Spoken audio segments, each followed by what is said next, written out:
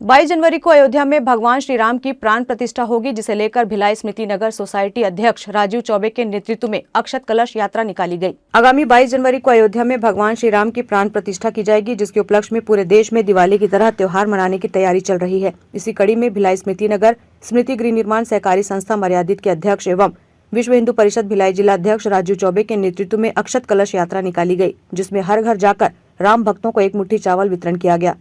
22 जनवरी 2024 को भगवान श्री राम जी की जो प्राण प्रतिष्ठा का कार्यक्रम अयोध्या के श्री राम मंदिर में है, उसको पूरे देश में दिवाली की तरह मनाने की व्यवस्था जो हुई है, उसके तहत स्मृति नगर के जो त्रितापहारी हनुमान मंदिर है, वो स्मृति नगर का केंद्र रहेगा। अभी हाल के पिछले 10 दिनों में स्मृति नगर की महिलाओं, माताओं, बहनों ने और सभी भाइयों ने मिलकर प्रत्येक घर में अक्षत वितरण का और निमंत्रण देने का काम किया है।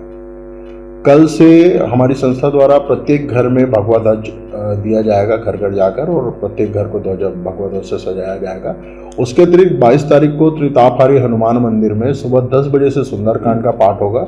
उसके बाद प्रभु श्री राम का महाभंडारा होगा और भंडारे के बाद भजन संध्या का भजन, दोपहर को जो भजन का कार्यक्रम होगा वो 2 बजे से लेकर 5 बजे तक। संध्याकालीन सभी सनातनियों को अपने घर को दिवाली की तरह सजाना है, और ये विश्व हिंदू परिषद का जो कार्यक्रम है पूरे अखिल भारतीय स्तर पर जो हमको मिला है, तो वो यही है कि लोगों को जागरूक करना है और निवेदन करना है कि उस दिन सारे घर जो है वैसे ही सजे जैसे दिवाली के दिन। 500 वर्षों के बाद भगवान राम अपने स्थान पर पुनः प्रतिष्ठित हो रहे हैं, तो निश्चित रूप से हमारे लिए बहुत बड़ा अवसर है और दिवाली से बड़ा अवसर है जब वास्तविक रूप से मूल रूप से भगवान राम अपने स्थान पर प्रतिष्ठित होंगे।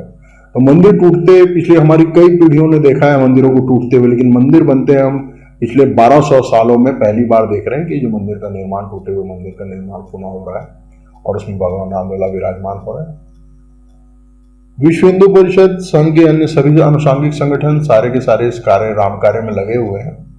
एक सबसे बड़ी आवश्यक सूचना और जानकारी मैं आपके चैनल के माध्यम से भिलाई दुर्ग जिले के सभी सनातनियों को देना चाहता हूं कि भगवान राम के नाम पर, उनके मंदिर के नाम पर, उनकी प्राण प्रतिष्ठा समारोह के नाम पर यदि किसी भी प्रकार की धनराशि की मांग कोई भी कर रहा है, किसी भी प्रकार की रसीद काट रहा है या चंदा ले रहा है, तो वो सर्वथा अनुचित है। आप इससे बचिए, क्योंकि भगवान राम के मंदिर के नाम से जो हमारी समर्पण राशि का लेने का कार्यक्रम था वो 2 वर्ष पूर्व संपन्न हो चुका है। तो भारत के प्रत्येक सनातनी ने अपना हिस्सा समर्पण राशि अपनी भगवान राम को दे चुके हैं साहब, प्रत्येक सनातनी दे चुका है। पुनः राम मंदिर के नाम पर यदि कोई आपसे पैसे मांग रहा है तो निश्चित रूप से वो चंदा कर रहा है और गलत कार्यों के लिए उसका उपयोग हो रहा है। तो ऐसे किसी भी कार्य में आप अपनी सहमति, अपनी सम्मति न दें, अपनी धनराशि का दुरुपयोग ना होने दें। जो भी कार्यक्रम कर रहे हैं लोग स्वेच्छा से कर रहे हैं, और इसके लिए किसी भी प्रकार की राशि का संकलन राम मंदिर ट्रस्ट द्वारा या किसी भी जो प्रमाणित जो संस्थान है उनके द्वारा नहीं किया जा रहा है। भगवान श्री राम का अयोध्या में जो भंडारा होना है उसमें छत्तीसगढ़ का चावल गया है। जेवरा सिरसा के जो कुम्भकार समाज है उन्होंने दिए बना के भेजे, इस प्रकार से और बहुत जगह से छत्तीसगढ़ से जो दीप जो है वहां गए हैं अयोध्या में। निश्चित रूप से हमारे लिए गर्व की बात है, हमारे फख्र की बात है, क्योंकि भगवान राम की ये ननिहाल है और ये हमारा विशेष दायित्व बनता है। भगवान राम हमारे भांजा, हम भांजा कहते हैं, तो भांजा जो है हमारे सनातन धर्म में, हमारे सनातनियों में सबसे पूज्य जो होता है वो भांजा होता है।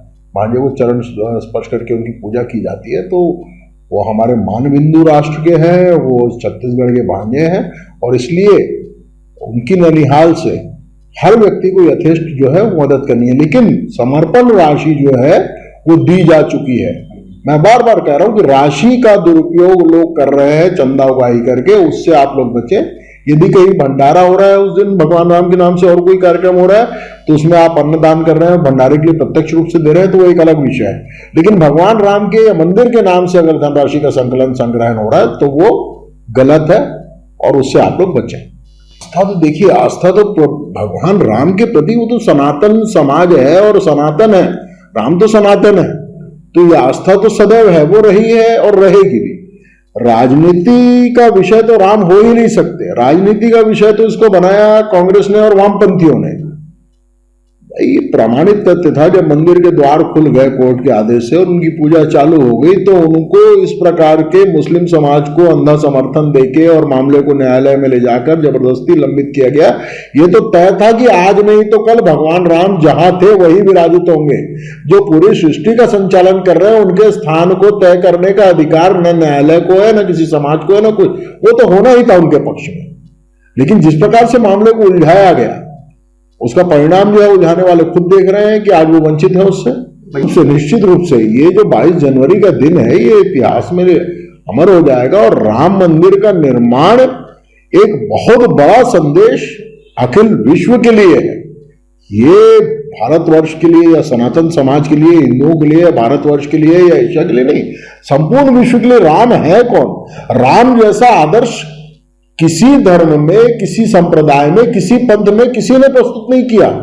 मर्यादा पुरुषोत्तम राम, जिन्होंने पिता के कहने पे, देखिए हमने उस काल को भी देखा है जहां बाप को जेल में बंद करके सिंहासन को हड़पा गया, अपने 5-6 भाइयों को काट कर लोगों ने सत्ता हथियाई। और एक वो राम थे जिन्होंने पिता के कहने पर सत्ता छोड़ दी, और एक वो भरत थे जिनको सत्ता दी गई, उन्होंने अपने राम के खड़ों को रख के सत्ता को अस्वीकार कर दिया। तो ये आदर्श जो है रामायण में भगवान राम ने मर्यादा पुरुषोत्तम, उस घोर साम्राज्यवादी युग में जब नियम और कानून लिखित और पढ़ित नहीं होते थे, जो राजा ने कह दिया वो नियम होता था। सम्राट जो होता है, राजा जो है भगवान तुल्य, ईश्वर तुल्य होता था। उस राजतांत्रिक युग में, उस साम्राज्यवादी युग में भगवान राम ने लोकतंत्र की आधारशिला रखी। एक धोबी के कहने पर अपनी पत्नी का त्याग करना, जिस पत्नी के लिए इतना लंबा विरह सहकर वो लंका तक गए और लंका में रावण को परास्त करके उस सीता को लेके आए, उस प्राण प्रिय सीता को उन्होंने इसलिए छोड़ा कि राजधर्म पहले है। तो लोकतंत्र की स्थापना तो भगवान राम ने की थी, इसलिए पूरे विश्व के लिए ये आदर्श के रूप में स्थापित हुआ है। और ये निश्चित रूप से बड़े गर्व का विषय है हमारे लिए। Bureau report, grand news.